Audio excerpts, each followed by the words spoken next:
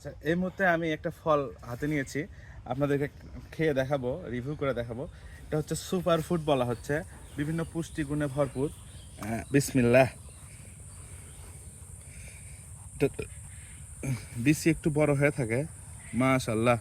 একটা কি বলা যায়, একটা হচ্ছে রবার্ট ডিউস বল, আমরা ছোটবেলায় খেলতাম এরকম বল দিয়ে। আর বিসিটা একটু একদম মাঝখানে থাকে এবং চারিদিকে আহ, ফলটা এরকম হয়ে থাকে, অসম্ভব সুন্দর।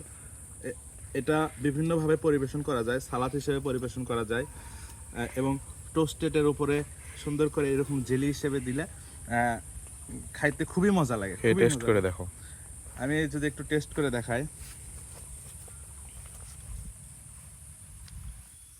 এই দেখেন, অনেক অনেক কিন্তু মাংস, আর এর চামড়াটা অনেক পাতলা, চামড়াটা অনেক পাতলা, আর পুরোটাই হচ্ছে পুষ্টিগুণে ভরপুর।